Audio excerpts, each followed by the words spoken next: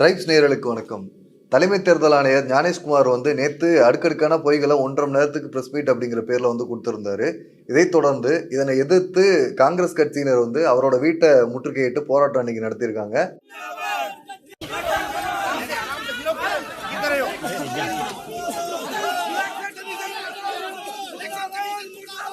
இது பெரிய பரபரப்பை ஏற்படுத்தியிருக்கு. இதுக்கிடையில இந்தியா கூட்டணியை சேர்ந்தவர்கள் இந்த ஞானேஷ்குமார் பதவி நீக்கம் செய்யணும் அப்படின்ட்டு நாடாளுமன்றத்தில் ஒரு தீர்மானம் கொண்டு வர போறதாகவும் ஒரு தகவல் வெளியே இருக்குது. இந்த நிகழ்வு குறித்து நம்ம கூட இன்னைக்கு பேசுறதுக்கு திரு கரிகாலன் அவர்கள் இணைந்திருக்கிறார். வணக்கம். வணக்கம் தண்டகன். தலைமை தேர்தல் ஆணையர் ஞானேஷ்குமாரோட வீட்டை காங்கிரஸ் கட்சியினர் முற்றுகையிட்டிருக்காங்க. இன்னைக்கு என்ன நடந்துச்சு? அதாவது நேற்று இந்திய தலைமை தேர்தல் ஆணையர் எவ்வளவு பெரிய அயோக்கியர் அப்படின்றத அவரே தன் வாயாலேயே ஒப்புதல் வாக்குமூலம் கொடுப்பதை போல ஒரு பேட்டியை கொடுத்தார். அந்த பேட்டியிலேயே அவர் எக்ஸ்போஸ் ஆயிட்டாரு.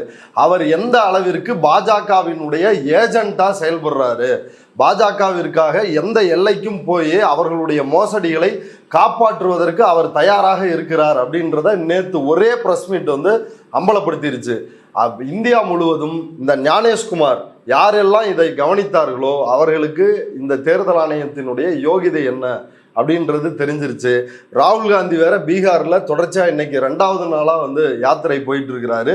நேற்று அவர் இந்த ஓட்டர் அதிகார் யாத்ரா அப்படின்னு சொல்லப்படுகின்ற இந்த பயணத்தில் பல்வேறு கேள்விகளை லட்சக்கணக்கான மக்களை சந்தித்து முன்வைத்தார். அவர் முக்கியமா வச்ச கேள்வியே என்னன்னா, நான் பெங்களூரு சென்ட்ரல் நாடாளுமன்ற தொகுதிக்கு உட்பட்ட ஒரு சட்டமன்ற தொகுதியினுடைய போலி வாக்காளர்கள் தேர்தல் ஆணையம் எப்படி தில்லுமுள்ளு செய்து இருக்கிறது இதெல்லாம் அம்பலப்படுத்தின, என்கிட்ட பிரமாண பத்திரம் தாக்கல் செய், இல்லைன்னா மன்னிப்பு கேள் அப்படின்னு என்கிட்ட கேட்குறாங்க.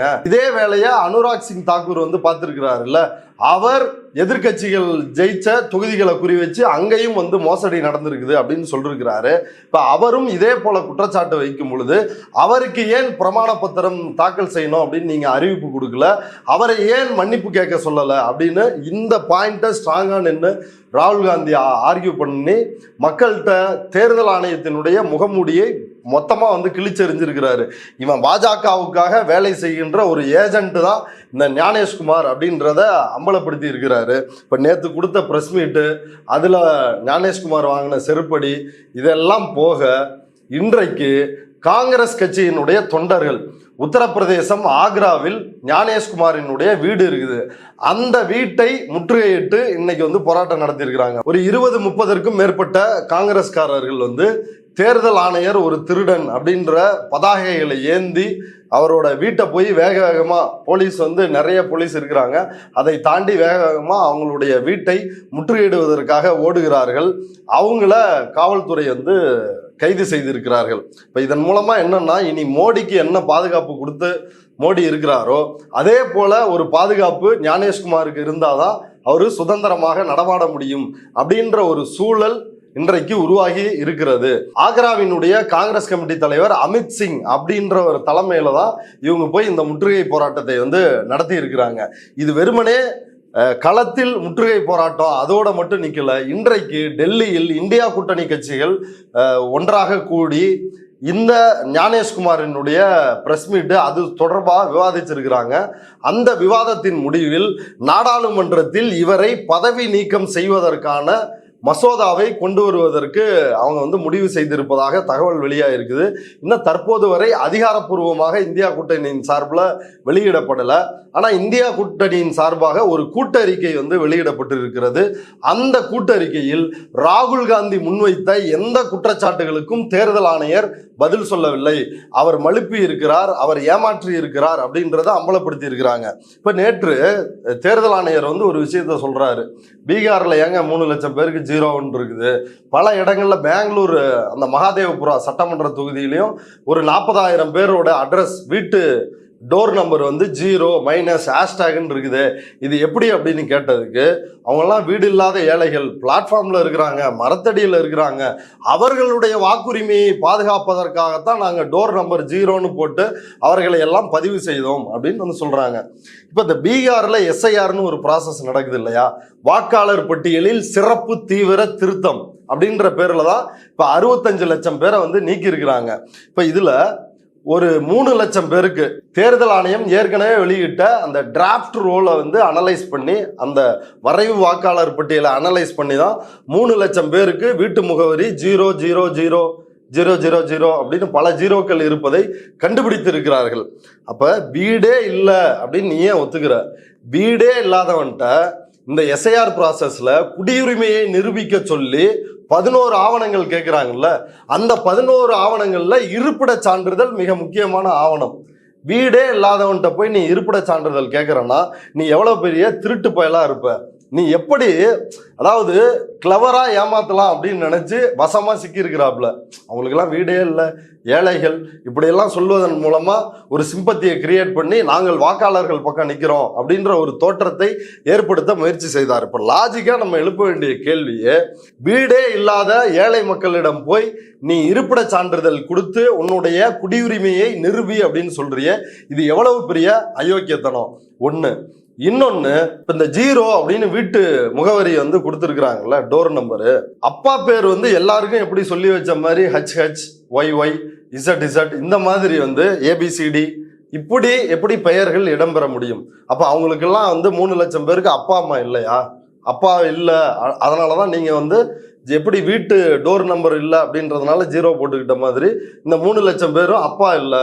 இன்னும் மோடி சொல்ற மாதிரி இவங்கெல்லாம் என்ன நான் பயாலஜிக்கலா, நான் வந்து தாய் வழியா வந்து பிறக்காத ஒரு அதிசய பிறவிகளா அவங்கெல்லாம்? அப்பா இல்லாம நீங்க வந்து ABCD அப்படின்னு வெறும் லெட்டர்ஸை வந்து பதிவு செய்யறீங்களே, அதனுடைய நோக்கம் என்ன அப்படின்ற இன்னொரு கேள்வியையும் அதை கூடுதலா எழுப்ப வேண்டியது இருக்குது. இப்ப இன்றைக்கு மஹுவா மொய்த்ரா வந்து இன்னொரு பிரஸ் மீட்டை சந்திச்சு இன்னும் சில முக்கியமான கேள்விகளை வந்து எழுப்பி இருக்கிறாங்க. அதாவது அவங்க என்ன சொல்றாங்க அப்படின்னா, இப்ப நேற்று தேர்தல் ஆணையர் சொல்றாருல்ல, செவரல் இயர்ஸா, அதாவது 2024 நடைபெற்ற சம்மரி ரிவிஷன்ன்றது அது வழக்கமா நடந்துட்டே இருக்கிறது. சுருக்க திருத்தம் அப்படின்றது வாக்காளர் பட்டியலில் எப்பொழுதுமே நடக்கிறது. அதன் அடிப்படையில் ஓராண்டில் 4 லட்சம் பேர் செத்து போயிட்டாங்கன்னு வந்து சொன்னீங்க. ஆனா இந்த 6 மாதத்தில், ஜனவரியில் இருந்து இந்த ஜூன் மாதத்திற்கு இடைப்பட்ட இந்த 6 மாதத்தில் 22 லட்சம் பேர் இறந்து போயிட்டாங்கன்னு வந்து சொல்றாரு. அதுக்கு காரணம் கேட்டா, எப்படி 6 மாதத்தில் இவ்வளவு பேர் செத்து போயிட்டாங்கன்னு காரணம் கேட்டா, இது வெறும் 6 மாசத்துல இல்ல, பல ஆண்டுகளாக இறந்தவர்களை நாங்கள் வந்து கண்டுபிடிச்சு அவங்கள இந்த பட்டியலில் இருந்து நீக்கி இருக்கிறோம்னு சொல்றாரு. அப்ப இவர்கள் தானே ஏற்கனவே வாக்களித்து மோடியை தேர்ந்தெடுத்தார்கள். இந்த வாக்காளர்கள் தானே ஏற்கனவே நிதிஷ்குமார் பாஜக கூட்டணியை வாக்களித்து தேர்ந்தெடுத்திருக்கிறார்கள். அப்படின்னா போலியான 65 லட்சம் வாக்காளர்கள் இவங்க கூற்றுப்படி, அவங்க போலியா இல்லையான்றது அதை வருவோம், ஆனா அவர்கள் கூற்றுப்படி அவங்கெல்லாம் இறந்து போனவர்கள், அவங்கெல்லாம் காணாமல் போனவர்கள், அவங்கள வந்து ட்ரேஸ் பண்ண முடியல, இப்படியான காரணங்களை சொல்லி நீக்கி இருக்கிறாங்கல்ல. அப்ப இந்த 65 லட்சம் பேரும் தானே ஏற்கனவே சட்டமன்ற தேர்தலிலும் நாடாளுமன்ற தேர்தலிலும் வாக்களித்திருக்கிறார்கள். அப்ப இந்த வெற்றி எப்படி செல்லும்? அதனால இந்த ஒன்றிய அரசை உடனடியாக கலைக்க வேண்டும், ஒரு தார்மீக அடிப்படையிலான ஒரு கேள்வி எழுப்பியிருக்கிறாங்க. அது நடக்காதுன்றது 2வது விஷயம். ஆனா ஒரு லாஜிக்கலா அவர் சொல்ற டேட்டாவை வச்சு அவரை வந்து எப்படி அட்டாக் பண்ணிருக்கிறாங்கன்றத நம்ம இதுல புரிஞ்சுக்க வேண்டியது இருக்கு. அடுத்து, உயிரோடு இருப்பவர்களை இறந்து விட்டார்கள் என்று பட்டியலில் இருந்து நீக்குவது, இறந்தவர்களை உயிரோடு இருக்கிறார்கள் அப்படின்னு பட்டியலில் சேர்ப்பது, இது எப்படி நடக்குது அப்படின்னு தேர்தல் ஆணையர்கிட்ட கேள்வி எழுப்புனா தேர்தல் ஆணையர் எந்த பதிலையுமே சொல்லல. தேர்தல் ஆணையர் வந்து பூத் ஏஜென்ட்டை கையை காட்டுறாரு. காங்கிரஸ் கட்சியா, நீங்க போய் உங்க கட்சிக்காரன்ட்ட கேளுங்க, ML கட்சியா, நீங்க போய் உங்க கட்சிக்காரன்ட்ட வந்து கேளுங்க அப்படின்னு கட்சிக்காரர்களை தான் வந்து அதுல அக்கௌண்டபிலிட்டியா மாத்துறாரே ஒழிய, இவருக்கு தேர்தல் ஆணையத்துக்கு தானே இந்த முழு பொறுப்பு இருக்குது. அதை வந்து அவர் ஏற்க தயாரா இல்லை. இப்ப மஹுவா மொய்த்ரா என்ன சொல்றாங்கன்னா, எப்படி இறந்தவர்கள் பட்டியலுக்குள் உயிர் பெற்று வந்தார்கள், உயிரோடு இருப்பவர்கள் எப்படி பட்டியலில் இருந்து நீக்கப்பட்டு இறந்தவர்களாக அறிவிக்கப்பட்டார்கள் என்றால், நம்ம ஏற்கனவே பீகார் போய் அம்பலப்படுத்தின விஷயம்தான். இந்த SIR ஃபார்ம், எனுமரேஷன் ஃபார்ம் கொடுக்குறாங்கல்ல, கணக்கெடுப்பு படிவம், இந்த படிவத்தை booth level officers door to door ஒவ்வொரு கதவாக தட்டி மக்களை சந்தித்து கொடுக்க வேண்டும். அப்படி கொடுக்கவில்லை. பல இடங்கள்ல, பெரும்பாலான இடங்கள்ல அவனுங்களே ஃபில்அப் பண்ணி கையெழுத்து போட்டுக்கிட்டானுங்க. இப்ப சதீஷ் தோழர் வந்து வந்திருந்தாரு நம்ம கூட. அவரு ஒரு பிஎல்ஓவுக்கு வந்து ஃபோன் பண்றாரு, பூத் லெவல் ஆஃபீஸருக்கு ஃபோன் பண்ணி, ஏங்க இப்படி வந்து எனக்கு ஃபார்மே வந்து வரல, இப்போதான் முனிசிபாலிட்டியிலிருந்து ஒரு ஃபார்ம் வந்து வாங்கிட்டு வந்தேன், இப்போ நான் வந்து எங்கே வந்து உங்கள்கிட்ட கொடுக்கணும், என்கிட்ட எந்த டாக்குமெண்ட்டுமே இல்லை, என்ன செய்யறது அப்படின்னு கேட்குறாரு. அவங்க சொல்கிறாங்க, அந்த ஃபார்மை வந்து ஃபில்அப் பண்ணி எனக்கு ஒரு ஃபோட்டோ எடுத்து வாட்ஸ்அப் வழியாக அனுப்பிச்சிருங்க அப்படின்னு. இப்போ வாட்ஸ்அப் வழியாக அனுப்பிச்சிட்டா நீ மற்ற டேட்டாவை பார்த்து எழுதிக்கிற, ஓகே, இப்போ அதில் கையெழுத்து போடணும்ல, கையெழுத்தை யார் போடுவா?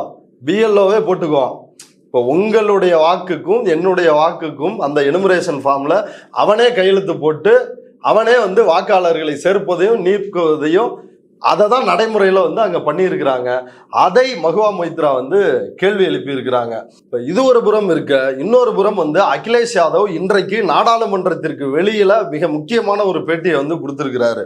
அதாவது ஓபிசிக்கள் எல்லாரும் வந்து வாக்களித்து மோடியை தேர்ந்தெடுக்கிறார்கள், அதிக அளவுல வந்து மோடிக்கு வாக்களிப்பவரே இந்த பிற்படுத்தப்பட்ட, மிகவும் பிற்படுத்தப்பட்ட இந்த சமூகத்தை சார்ந்தவர்கள் தான் அப்படின்னு தொடர்ந்து பாஜகவினர் வந்து பிரச்சாரம் பண்ணிட்டு வராங்க. இது ஒரு சுத்த பொய். நானே என் உத்தரப்பிரதேசத்தில் பல்வேறு தொகுதிகளில் வந்து வாக்காளர்களை பட்டியலை விட்டு நீக்கி இருக்கிறாங்க. குறிப்பா குறிவைத்து ஓபிசி, பிற்படுத்தப்பட்ட, மிகவும் பிற்படுத்தப்பட்ட இந்த மக்களை வாக்காளர் பட்டியலில் இருந்து நீக்கிவிட்டு இப்ப இவர்களே ஓபிசி மக்களுடைய பெயர்ல போலியான வாக்காளர்களை சேர்த்து இவர்களே ஓட்டு போட்டுக்கிறாங்க. அதனாலதான் ஓபிசிகள் எல்லாம் சேர்ந்து மோடியை ஓட்டு போட்டு தேர்ந்தெடுக்கிறாங்க அப்படின்ற ஒரு தோற்றம் வெளியே கிடைக்குது. இது வந்து ஒரு போலியான ஒரு மதிப்பீடு, போலியான ஒரு தோற்றம் அப்படின்னு சொல்லிருக்கிறாரு. அது அவர் வெறும் வாயில மட்டும் சொல்லல. 18,000 வாக்காளர்கள் நீக்கப்பட்டிருக்கிறாங்க, அவங்க உயிரோடு இருக்கிறாங்க, ஏற்கனவே கடந்த தேர்தல்களில் வாக்களித்து இருக்கிறார்கள். அப்படி இருக்கும் பொழுது 18,000 பேரை வந்து நீக்கி இருக்கிறாங்க அப்படின்ற ஒரு விஷயத்த சொல்றாரு. அவர் சொன்னதோட மட்டும் இல்லாமல் இதற்கான புகார்களை தேர்தல் ஆணையத்திற்கு அவர் கொடுத்திருக்கிறாரு. அவர்களும் வந்து அவங்களுக்கு அக்னாலஜ்மெண்ட் வந்து கொடுத்திருக்கிறாங்க. ஆமா, இவர் வந்து புகார் கொடுத்திருக்கிறார், இதை நாங்கள் பரிசீலிக்கிறோம் அப்படின்னு அக்னாலஜ்மெண்ட் கொடுத்திருக்கிறாங்க. ஆனால் தற்போது வரை எந்த நடவடிக்கையும் இல்லை. மகுவா மொய்த்ராவும் இதே போல வெஸ்ட் பெங்கால்ல பல்வேறு தொகுதிகளில் இருக்கின்ற பிரச்சனையை அவங்களும் புகாரா வந்து கொடுத்திருக்கிறாங்க. தேர்தல் ஆணையம் சொல்றாங்கல்ல, குறிப்பிட்ட நாங்க சொல்ற டைமுக்குள்ள நீங்க வந்து கொடுத்துருந்தீங்கன்னா நாங்க சரி செஞ்சிருவோம்னு. அந்த டைம்ல மகுவா மொய்த்ராவும் கொடுத்திருக்கிறாங்க, காங்கிரஸும் கொடுத்திருக்குது, சமாஜ்வாடி பார்ட்டியை சார்ந்த அகிலேஷ் யாதவும் கொடுத்திருக்கிறாங்க. இவங்க எல்லாருமே அக்னாலஜ்மெண்ட், அந்த ரெசிப்டையே, அந்த ரசீதையே வச்சிருக்கிறாங்க. அப்படி இருக்கும் பொழுது தேர்தல் ஆணையர் எப்படி திரும்ப திரும்ப திரும்ப வந்து பொய் சொல்றார் அப்படின்றது இதன் மூலமாக அம்பலமாகி இருக்கிறது. அதாவது கடுமையான பதட்டமும் பீதியும் அவர்களுக்கு வந்து உருவாகி இருக்குது. இப்போ ராகுல் காந்தி நேற்று அந்த பிரஸ் மீட்டோட நோக்கமே என்னன்னா, பீகார்ல போய் இவர் இறங்கி இது ஒரு மிகப்பெரிய பிரச்சனையா மாற்ற போறாரு.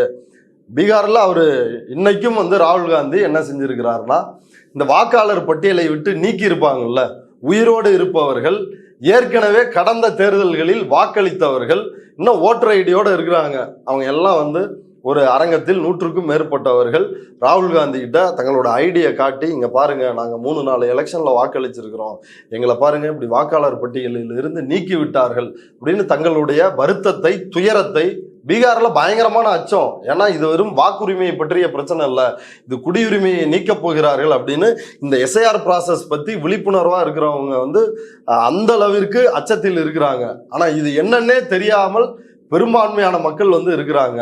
இது குறிப்பா இந்த ப்ராசஸே வந்து எஸ்சி எஸ்டி ஓபிசியிலே ரொம்ப எக்ஸ்ட்ரீம்லி பேக்வர்டா இருக்கிற இந்த மாதிரி சமூகங்கள் பாஜகவிற்கு எதிராக வாக்களிக்கிறார்கள். ஸோ அவர்களுடைய வாக்குரிமையை நீக்க வேண்டும். இன்னொரு புறம் முஸ்லிம்களுடைய வாக்குரிமையும் குடியுரிமையும் பறிக்கணும். அதே போல இந்துக்கள்லயே இருக்கிற ஒடுக்கப்பட்ட மிகவும் பின்தங்கிய நிலையில் உள்ள அவர்களுடைய வாக்குரிமையும் குடியுரிமையும் பறிக்க வேண்டும் அப்படின்றதா இவர்களுடைய திட்டமா இருக்குது. இப்ப நேத்து கேட்கிறாங்க இல்லையா, இப்ப நீ வந்து 7,89,00,000 வாக்காளர்கள்ல 7,24,00,000 பேர் வந்து டிராஃப்ட் பட்டியல்ல கொண்டு வந்துட்ட, வரைவு வாக்காளர் பட்டியல்ல. இதுல எத்தனை பேரு நீ கேட்ட 11 ஆவணங்கள் இருக்குது இல்ல, குடியுரிமை என்ஆர்சி க்கான ஆவணங்கள், அதை நிரூபிப்பதற்கான ஆவணங்கள் 11 வந்து கேட்டிய, அதுல எத்தனை பேர் எவ்வளவு ஆவணங்களை கொடுத்திருக்கிறாங்க அப்படின்ற டேட்டா கொடுன்னு கேட்குறாங்க. அதை சொல்லுவதற்கு தேர்தல் ஆணையத்துக்கு என்ன பிரச்சனை? இது என்ன பெரிய இராணுவ ரகசியமா? இதை சொல்லணுமா இல்லையா? அப்ப இப்படியான முறைகேடுகளை ராகுல் காந்தி அங்க பீகார்லயே வந்து அம்பலப்படுத்தி இருக்கிறார். நவம்பர்ல பீகார்ல தேர்தல் வரப்போகிறது. எல்லா இடத்துலையும் தேர்தலை திருடி விட்டீர்கள், ஆனா இங்க தேர்தல் திருட்டை நடக்க விட மாட்டோம் நாங்கள் வந்து தொடர்ந்து ஃபைட் பண்ணுவோம் அப்படின்னு வந்து ராகுல் காந்தி சொல்லியிருக்கிறாரு. ராகுல் காந்தியை மன்னிப்பு கேட்க சொல்லுகிறார் தேர்தல் ஆணையர். ராகுல் காந்தி ஏற்கனவே அதுக்கு பொதுவெளியிலேயே பதில் சொல்லியிருக்கிறார். என்னோட பேர் வந்து ராகுல் சாவர்கர் இல்லை, என்னோட பேர் ராகுல் காந்தி அப்படின்னு சொல்லி நான் வந்து ஒரு காலம் மன்னிப்பு கேட்க மாட்டேன் அப்படின்னு பொதுக்கூட்டத்தில் அறிவித்த அந்த வீடியோக்கள் தான் இப்போ ஞானேஷ்குமாருக்கு பதிலாக சமூக வலைதளங்களில் பரவி வருகிறது. ஞானேஷ்குமார் வந்து உச்சநீதிமன்றத்தின் பெயராலே வந்து ஒரு பெரிய பொய்யை சொல்லியிருக்காரு அப்படின்ட்டு மஹுவா மொய்த்ரா ஒரு பெரிய குற்றச்சாட்டு வச்சிருக்காங்க. அதை பத்தி உங்க கருத்து? மஹுவா மொய்த்ரா சொன்னது வெறும் குற்றச்சாட்டு மட்டுமல்ல, அது ஒரு ஃபேக்ட், அது ஒரு உண்மை. அதை சொல்லி எப்படி ஞானேஷ்குமார் ஒரு உச்சநீதிமன்றத்தின் பெயராலேயே ஒரு பொய்யை சொல்லிருக்கிறாருன்னு அம்பலப்படுத்தி இருக்கிறாங்க. அது அவங்க மட்டும் பண்ணல, மூத்த வழக்கறிஞர் பிரசாந்த் பூஷன் தொடர்ச்சியாக மோடி அரசுக்கு எதிரான மோடி அரசினுடைய கிரிமினல் நடவடிக்கைகளை பல்வேறு வழக்குகள் போட்டு அம்பலப்படுத்திட்டு வர்றவர். அவரும் இந்த ஃபேக்டை சொல்லி ஞானேஷ்குமார் எப்படி பொய் சொல்லிருக்கிறாரு அப்படின்னு சொல்றாரு.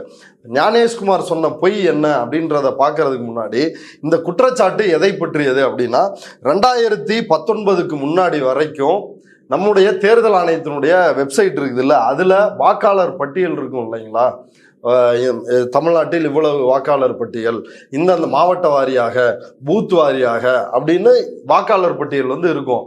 அந்த வாக்காளர் பட்டியல் வந்து மெஷின் ரீடபிள் ஃபார்மேட்ல வந்து இருக்கும். ஒரு வேர்ட் டாக்குமெண்ட்டை வந்து எப்படி நேமை வந்து காப்பி பண்ணுவோமோ காப்பி பண்ணி சர்ச் பண்ணலாம். அந்த மாதிரி பெயர்கள் எத்தனை இடத்துல இந்த டாக்குமெண்ட்ல குறிப்பிடப்பட்டிருக்குது, அதே ஏஜ்ல எத்தனை குறிப்பிடப்பட்டிருக்குதுன்னு அப்படி இப்படி வந்து ஈஸியா வந்து சர்ச் பண்ணி கண்டுபிடிக்க முடியும். அதுதான் வந்து அந்த மின்னணு வாக்காளர் பட்டியல், டிஜிட்டல் ஓட்டர்ஸ் லிஸ்ட். அதுல டூப்ளிகேட் எது அப்படின்றத ஈஸியா வந்து அனலைஸ் பண்ணி உடனே கண்டுபிடிச்சிட முடியும். ஆனா 2019க்கு பிறகு இப்படி மெஷினால ரீட் பண்ண முடியாத இமேஜஸை வந்து அப்லோட் பண்றாங்க. அதை நீங்க வந்து இதுல எப்படி ஒவ்வொரு நேமா வந்து செலக்ட் பண்ணி நீங்க சர்ச் பண்றீங்களோ அப்படி வந்து அதுல செய்ய முடியாது. ஏன்னா கம்ப்யூட்டரால் அதை படிக்க முடியாது, ஸ்கேன் பண்ண முடியாது.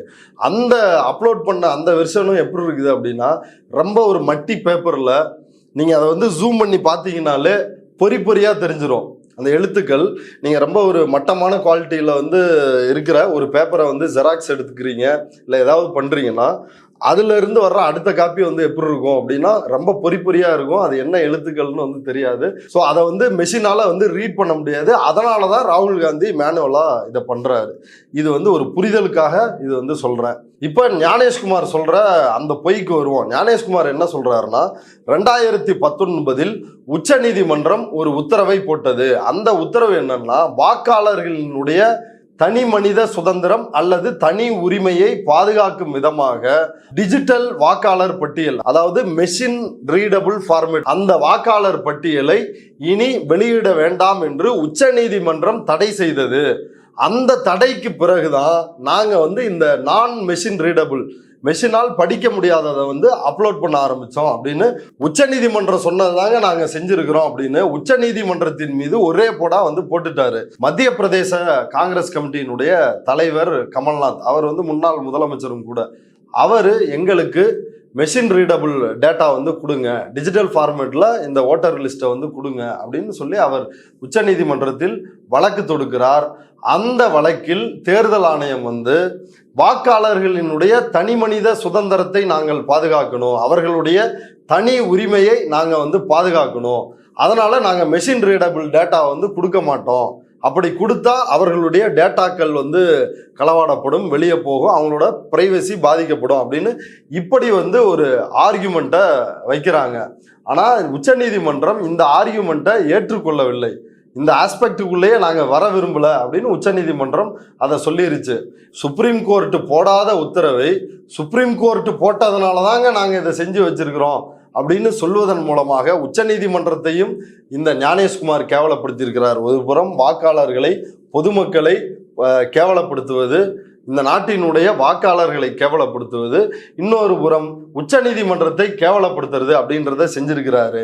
ஆனால் இவர்கள் ராகுல் காந்தி இந்த போராட்டத்தை கையில் எடுத்ததிலிருந்து கடுமையான பதட்டத்தில், அச்சத்தில் உறைந்திருக்கிறார்கள். மிரட்டி பணிய வைக்கலாம் அப்படின்னு நினைச்சாங்க. ஆனால் ராகுல் காந்தி அடங்கவில்லை. இன்னைக்கு பீகார்ல என்ன நடக்குதோ அதை இந்தியா முழுவதும் காங்கிரஸ் கட்சியும் மற்ற இந்தியா கூட்டணி கட்சிகளும் மக்களை திரட்டி போராடினால் இந்த ஞானேஷ்குமாரை போன்ற மோடியை போன்ற கும்பலை அடக்க முடியும், அவர்களை சிறைபிடிக்க முடியும். அப்படி இல்லை, மக்களை திரட்டலை அப்படின்னா இவர்கள் நீதிமன்றம், தேர்தல் ஆணையம், இடி, சிபிஐ எல்லாத்தையும் வச்சுக்கிட்டு மக்களை எப்படியெல்லாம் ஒடுக்கலாம், போராடுபவர்களை எப்படியெல்லாம் நசுக்கலாம் அப்படின்ற வேலையில தான் ஈடுபடுவாங்க. இவ்வளவு நேரம் உங்க கருத்துக்கள் வந்து பகிர்ந்துக்கிட்டீங்க, ரொம்ப நன்றி. நன்றி தினகரன்.